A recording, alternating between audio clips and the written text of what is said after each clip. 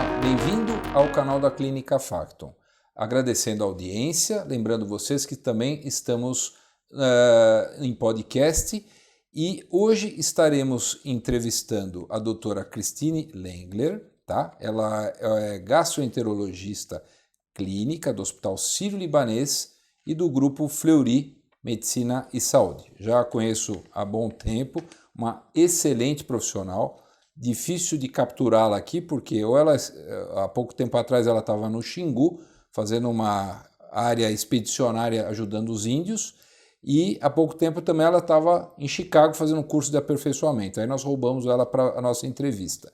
E hoje nós vamos falar de um tema muito importante, que é o Helicobacter pylori, que é muito comum nos consultórios médicos, gera muitas dúvidas se deve se tratar, se não se trata, se tiver uma recontaminação ou uma resistência, o que eu devo fazer. E aí chamamos essa super especialista para ajudar-nos para elucidar essas dúvidas. Christine, obrigado por você ter vindo, viu? Eu é que agradeço o convite para poder falar sobre esse assunto. Ah, que ótimo, viu? Uma simpatia. Vamos começar? Vamos lá. Então, o que é o Helicobacter pylori? O Helicobacter pylori é uma bactéria cujo hospedeiro principal na verdade, o hospedeiro mais importante é o ser humano, né? Foi descrito já em gato, em um roedor, mas assim, é basicamente uma bactéria que infecta humanos.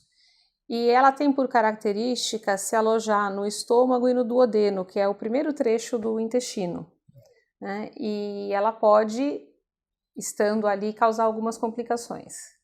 Ela pode estar colonizando ou criando doença. Exatamente. São coisas, né, essa é a dúvida que nós vamos Essa é a grande questão. E aí, me explica uma coisa, como é que a gente contrai isso? Então, tem bichinho, a gente pega de gato, pega na água, contaminação, como é que me explica? A transmissão do Helicobacter não é exatamente conhecida, tá?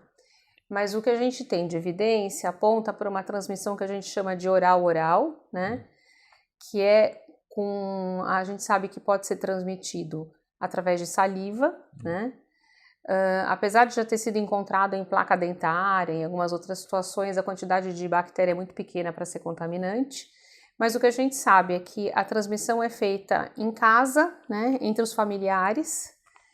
E o grande fator de risco para você ser contaminado é a mãe da família ter Helicobacter, aqui a culpada é a mãe. Não, mas assim, a transmissão é fecal, é oral-oral, ou a gente acha que possa ter fecal-oral, ou seja, você consumir alimentos, fruta, verdura, ou beber água que estejam contaminados com a bactéria, tá? E a gente imagina que a água que lavou esses alimentos foi contaminada por uma questão fecal, né?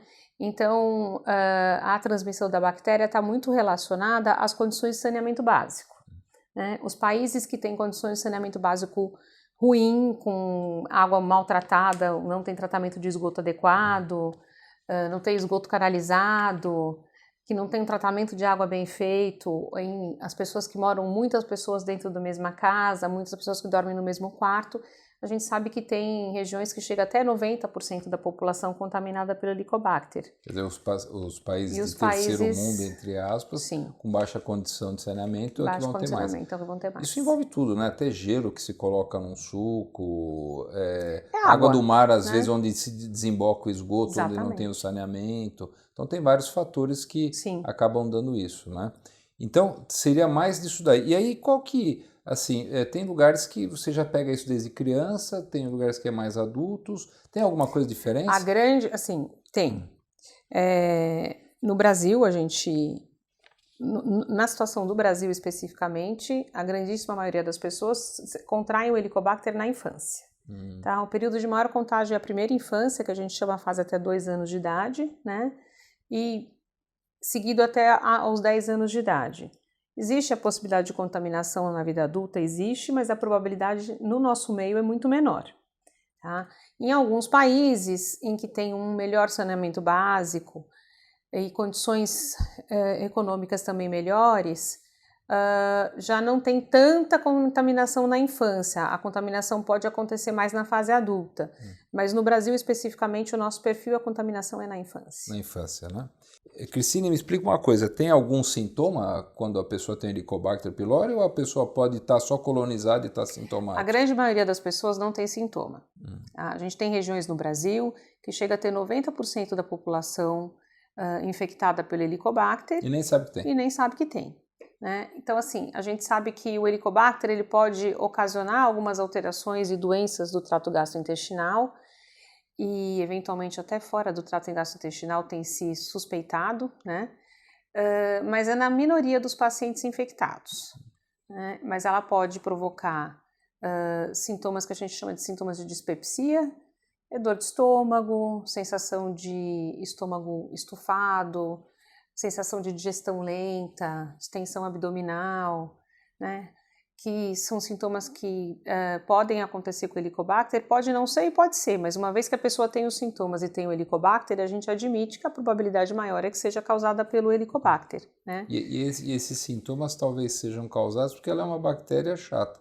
Ela não gosta de ácido, ela vai habitar o estômago e a função dela é entrar na mucosa gástrica, destruir os mecanismos de produção de ácido e aí gerar todos esses sintomas de gastrite e de úlcera. Sim. Agora, parte das pessoas que têm sintoma tem sintoma porque tem uma gastrite, mesmo um processo inflamatório provocado pela bactéria, assim como tem pacientes que vão ter sintomas quando o paciente desenvolve, por exemplo, uma duodenite, que é a inflamação do duodeno, ou até uma úlcera, que também pode ser causada pela bactéria, e a pessoa vai ter sintomas associados a úlceras, que basicamente mais importante o sintoma, além dos que eu já falei, é uma dor na região do estômago muito importante. Né? E aí, puxando essa conversa, então, além de úlceras e gastrites, você pode ter aquelas gastrites atróficas, né? Porque aí atrofia, já é uma outra história. Aí pode dar linfoma de Malte, né? Pode dar outras coisas, né? Assim, o Helicobacter, ele pode não provocar nada, ele pode causar a presença de gastrite, que é uma inflamação da mucosa do estômago. Ele pode provocar duodenite, que é a inflamação da mucosa do duodeno. Ele pode provocar úlcera de duodeno, úlcera de estômago. E ele pode provocar gastrite atrófica, que a gente chama, que é uma gastrite específica, em que a presença da bactéria leva a uma destruição das células produtoras de ácido da mucosa intestinal. Então a mucosa fica, como a gente chama, de atrofiada, que é o grande fator predisponente para o desenvolvimento de câncer. É o principal mecanismo pelo qual o Helicobacter pode provocar a ocorrência de um câncer de estômago, tá? Então, essa é a gastrite atrófica é o grande vilão aí dos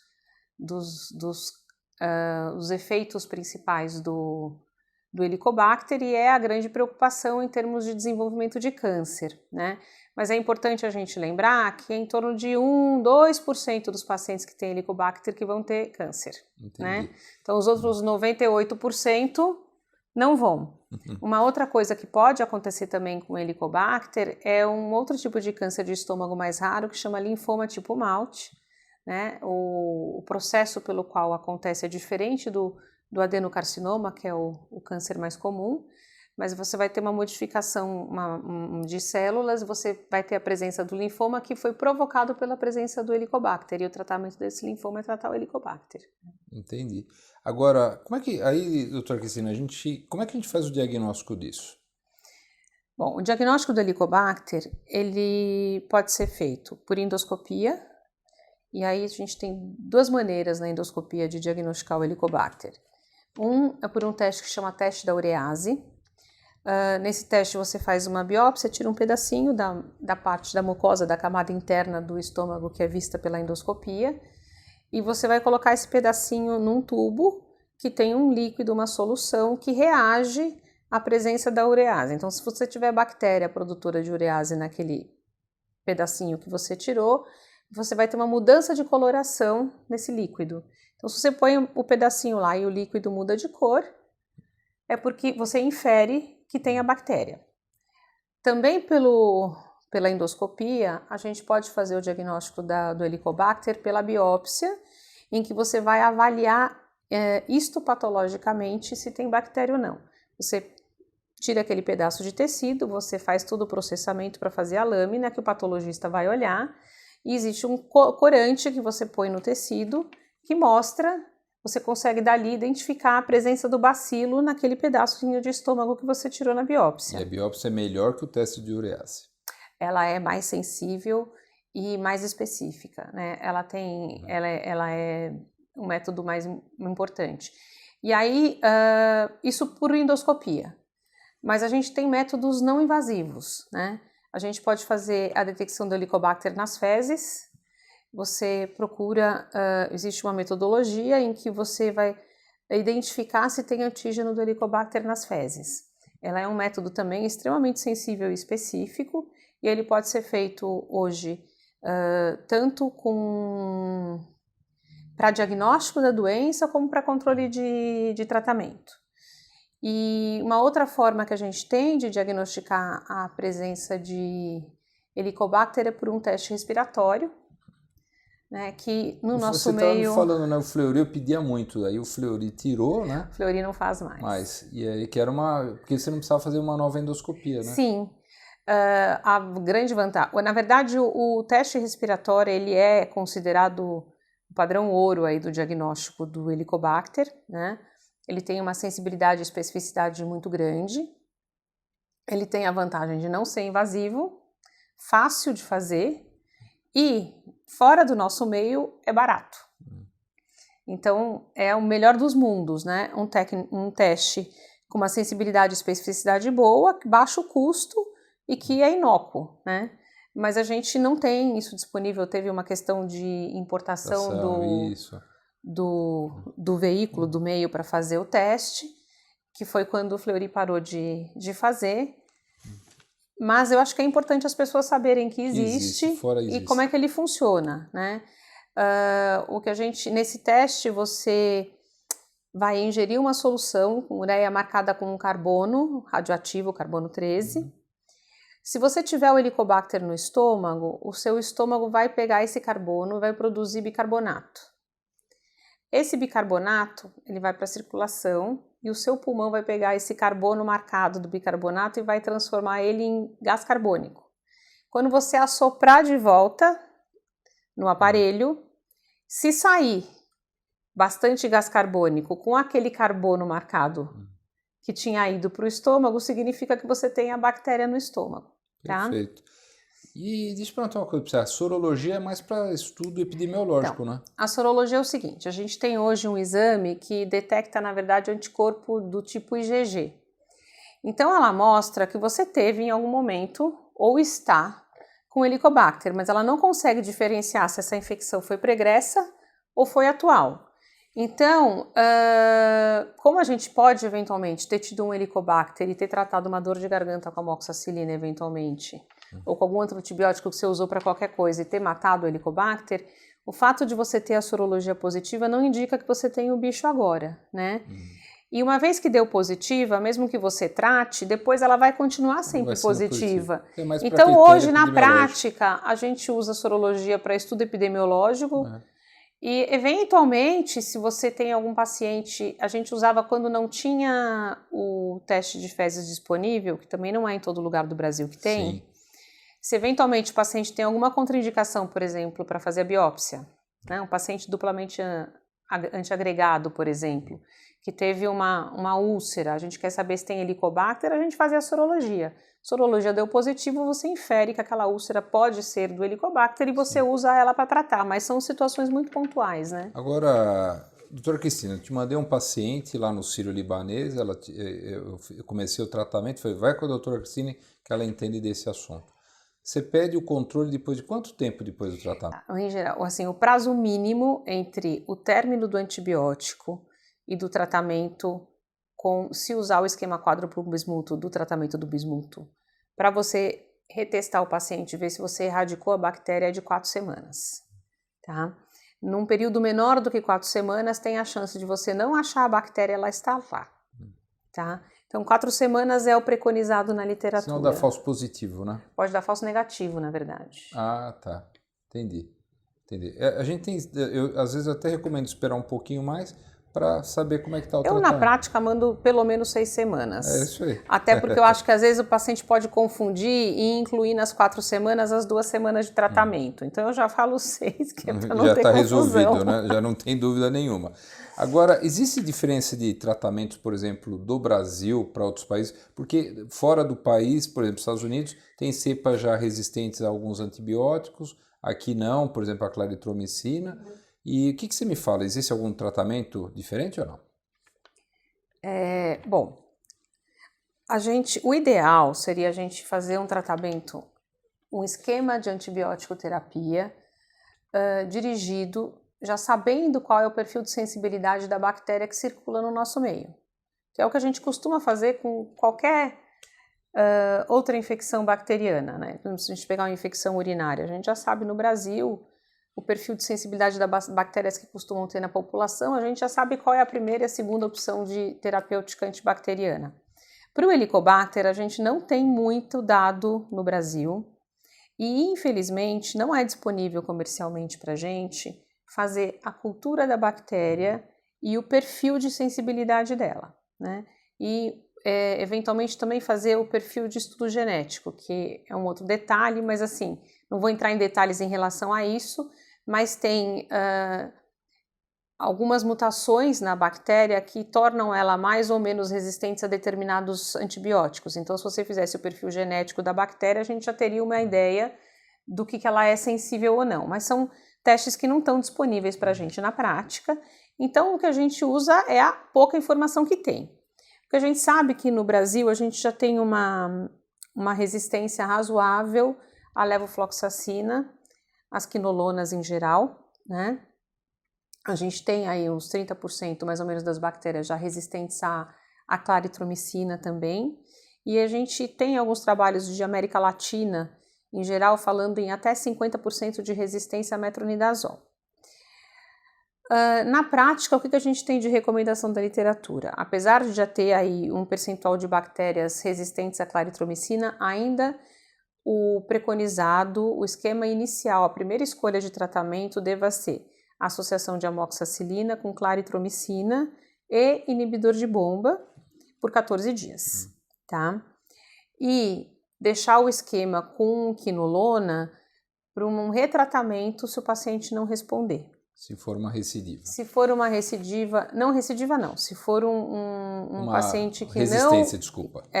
Que não eliminou a bactéria, aí a gente poderia usar um esquema com levofloxacina, ou que eu prefiro até, que é o esquema quádruplo, em que você pode usar tetraciclina também junto, metronidazol, alguma combinação outra dos antibióticos, com bismuto.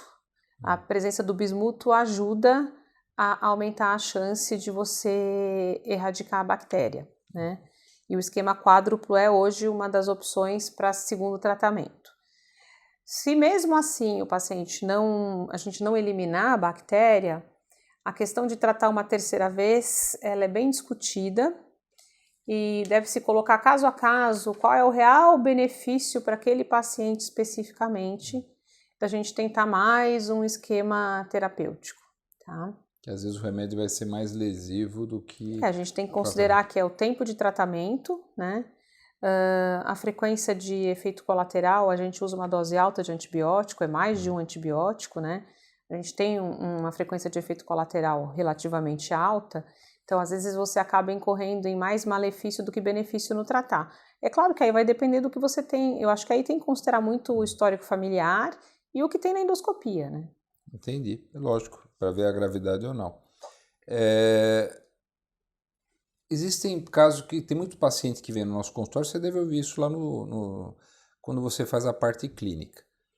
Doutor, você vai me tratar para quê? Todo mundo fala que eu vou ter de novo. Procede isso? Não.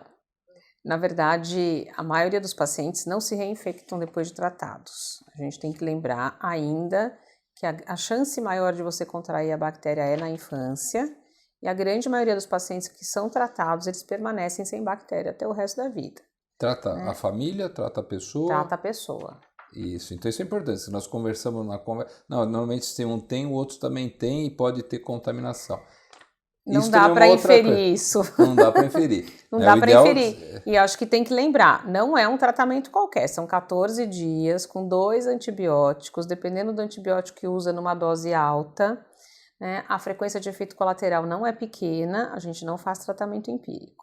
Perfeito. Então não precisa fazer rastreamento. Isso é uma coisa, uma outra dúvida. Fala, doutor, se eu tenho, por exemplo, a minha mulher me beija, ela come o que eu como, eu posso passar para ela? Pode, mas a probabilidade é pequena. Entendi. Aí você vai rastrear se ela tiver algum quadro gástrico e aí no exame você identifica.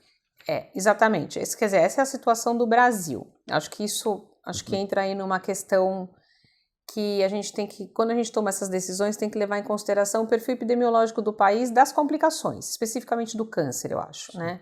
A gente está o Brasil é um país considerado intermediário em termos de prevalência e incidência de câncer gástrico, né?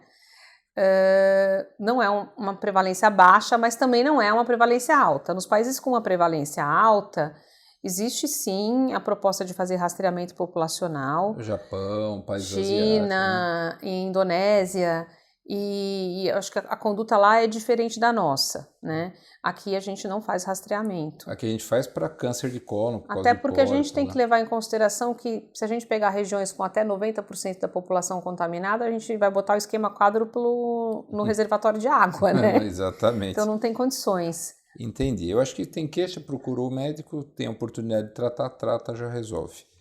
Tem alguma coisa nova sobre a doença e o tratamento que você que faz tanto congresso e viaja tanto, você pode falar para nós? Eu acho que o que tem, assim, que a gente tem que usar é o que sai em termos de perfil de sensibilidade, né? Existe uma discussão sobre o benefício de você acrescentar probióticos no tratamento. Essa eu ia te fazer essa pergunta, você estragou. Porque probiótico é a cereja do bolo, né? Probiótico sobrevive à acidez, sobrevive a essas coisas. É um negócio meio controverso, né? Então, na verdade, assim, existe alguns trabalhos sugerindo que a associação de alguns probióticos, e aí tem bichos específicos, a princípio, que foram estudados com resultado positivo, foram os bifidobacteriums, são 2 ou 3, os Saccharomyces e os Lactobacillus casei, especificamente. É isso mesmo. Tá. Mas, se a gente pegar a literatura disponível, os trabalhos têm metodologias diferentes, alguns têm questões metodológicas importantes, o N também não é grande, então se a gente fizer não tem nenhuma meta-análise mostrando benefício de associação. Então, apesar de ter alguma literatura sugerindo a possibilidade, isso ainda não foi incorporado na prática e a gente ainda não tem determinado qual seria o bicho usado, que quantidade de bicho teria que dar, porque tem isso também, e por quanto tempo você daria. Então, a gente não tem ainda incorporado na prática clínica a associação de probióticos, mas é uma coisa que está sendo estudada e que talvez seja menos mude visível aí e mude um pouquinho no curto prazo. Doutora Cristina, deixa eu perguntar uma coisa. Então, existem algumas correntes entre os médicos que alguns tratam e outros não tratam. Mas eu acho que isso é uma dúvida acadêmica, que é o que nós estávamos falando anteriormente nas outras perguntas sobre o que é apenas uma colonização não tendo doença no tubo digestivo e outra tendo doença com a bactéria. Fala um pouquinho melhor disso daqui, para elucidar. Assim, o que acontece hoje é assim, existem situações em que ninguém discute que tem que tratar, né? E por que a discussão tratar ou não tratar todo mundo? Mas essa bactéria Pela grande frequência. Essa bactéria não vai causar doença? Não tem que tratar? Porque o doente me pergunta, não tem que tratar, ela não vai causar doença? A grande maioria das pessoas não vai, né? Se você pegar 1 a 3% dos pacientes, a 2,5% vão ter câncer. Ou seja, 98% das pessoas não vão ter. E aí nós vamos tratar 14 dias com 2 antibióticos, uma bactéria que já está com alta resistência aos antibióticos disponíveis. 90% da população, 70% da população, 60% da população, dependendo da região considerada no país.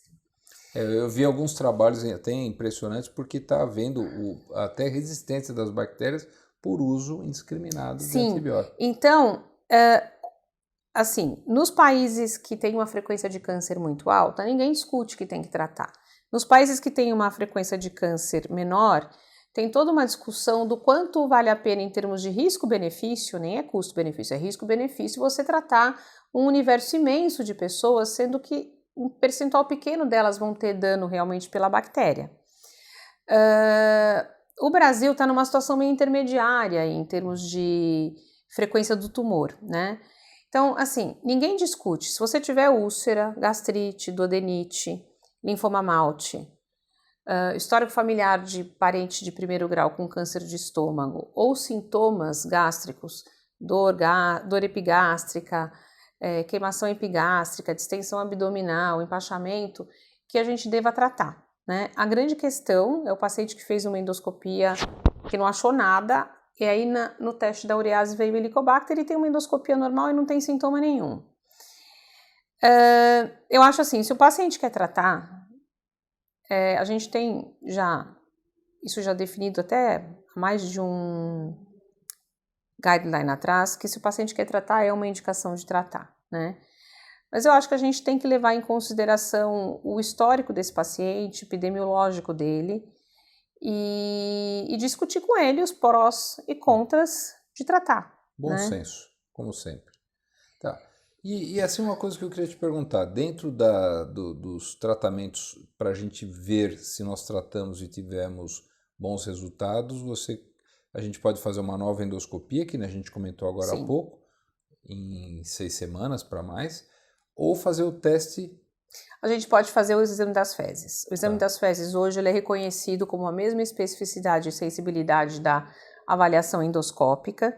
Ele tem a vantagem de ser bem mais barato, ele não é invasivo, não tem que sedar o paciente, não tem biópsia envolvida, e ele é uma boa opção para fazer controle de tratamento. E essa é uma coisa que os médicos não têm usado muito, é um exame que não está também no nosso meio há muito tempo. A gente não tem o hábito de usar, mas eu acho que a gente tem que começar a pensar em usar mais, porque é uma opção. A única questão é que a pesquisa do antígeno nas fezes não está na lista da ANS, e aí realmente tem seguradora que não cobre, tá? Mas se o paciente tiver condições de fazer uma seguradora que dá cobertura, é uma excelente opção. Perfeito. Agora, lembrando que também tem que observar pelo menos 4 semanas depois do término do tratamento para colher o exame. Perfeito. Dr. Arquicina, você tem alguma dica, por exemplo, para alguém que vai fazer o teste para ver se tem Helicobacter ou não, para não dar falso positivo ou negativo? Sim. Uma coisa que eu acho que eu já falei em algum momento aqui, se o paciente usou bismuto para tratar o Helicobacter, a gente pede pelo menos 4 semanas do final do uso do bismuto para fazer o teste. E se ele usou inibidor de bomba de próton para tratar alguma coisa, o ideal é fazer com 14 dias da suspensão do remédio. Porque o que acontece? Se você tiver uma suspensão ácida muito importante, você pode ter um falso negativo na metodologia. E se por acaso o paciente não pode suspender o inibidor de bomba por algum motivo, aí o ideal é fazer por biópsia mesmo. E aí lembrar que não pode biopsiar só o antro, você tem que ter amostra de corpo alto, porque o que acontece é que como o pH está diferente, o Helicobacter muda de lugar no estômago, porque ele sempre procura um pH menos ácido, né? Então, é importante pegar a amostra de mais um lugar e não só do antro, quando for fazer a endoscopia desses pacientes. Perfeito.